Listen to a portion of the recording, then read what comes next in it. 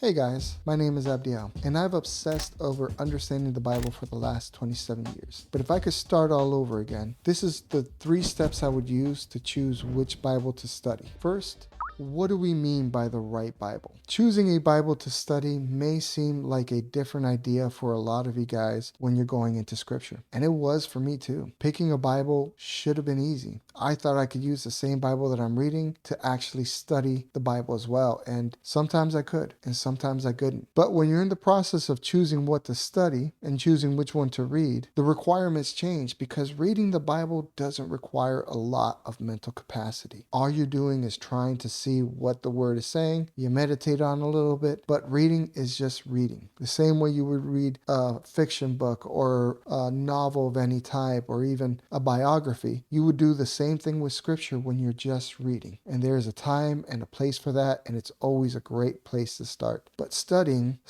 changes from just reading casually to actually trying to see what's in there. We're trying to now extract what the Bible is saying. And some versions of the Bible that we may choose to read have become so simplified and so simple that it makes it difficult for us to see what the author was actually trying to write. Some examples of that are versions of the Bible that try to make Jesus' miracles clearer to those who are here today in this modern language. For example, there's Bibles that say that when Jesus healed a person, they had 20/20 vision. Now, this isn't to say that Jesus didn't perfectly heal a person. He absolutely did. But the concept of 20/20 vision did not exist during the Bible. That's a modern concept that's being brought down to the Bible. And that translation is basically someone's idea of what the Bible is saying. So now you're not reading scripture, you're reading what someone thinks scripture says. And they are probably right in that. And that's not a bad thing. But now when it's your turn to read, you're not taking things out of scripture, you're taking things off of what another person says about scripture. Now you got these layers of difference between it. And you want to get as close as you can to what the Bible is saying when you're understanding for the purposes of study. So you don't want to choose something that's too easy. The first thing then that I would tell myself, if I could, try to get a version of the Bible that is just a little bit more difficult than what I can do without a dictionary or without, really thinking hard on what it's saying. And we do that not because we're trying to force ourselves to work, but because when we are working to understand, we're actually putting more attention to what scriptures say. So it's important to keep that in mind. Now, that doesn't mean that more difficult is better, nor does it mean that easier is worse. It just means that if you have to work a little bit harder, you'll be able to catch any mistakes that you would naturally make. The second thing I would tell myself if I could really go back in time and start over again is look at what other people are doing. Don't just go with your gut instinct. Do some research. What have other people read? How have other people studied? And you'll find that those suggestions are usually helpful because you're not the only one that's going through and trying to study the Bible. So I know some of the more popular versions of the Bible that have been used for Bible study are the New International Version and English Standard Version. These two Bibles have been a huge help to many people, but of course times also change and new translations do come in. So every time you're going to study, at least once a year, it doesn't hurt to go and do some research and see, okay, cool, NIV worked great last year. Is it still something that a lot of people are using, or did something else come out that really has been helpful to a lot of people, and why are these people using that? So kind of taking myself out of the equation and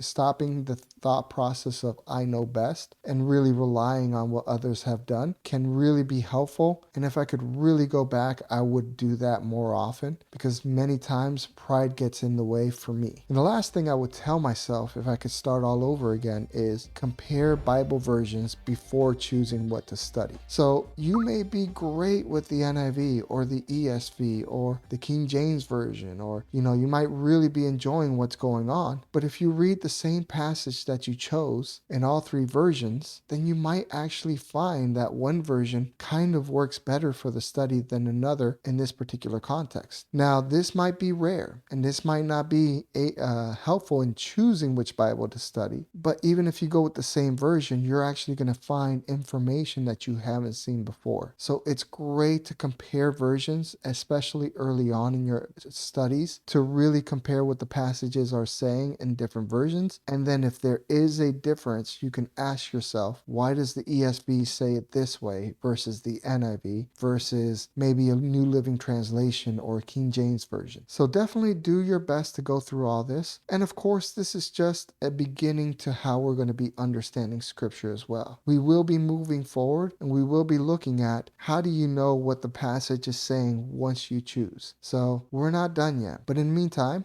if you like what we're doing, please like and subscribe, and please leave a comment as well. Those do help, and we can learn from each other, and any questions you guys have, I'll be more than happy to answer as well. So thank you guys very much, and I look forward to seeing you next time.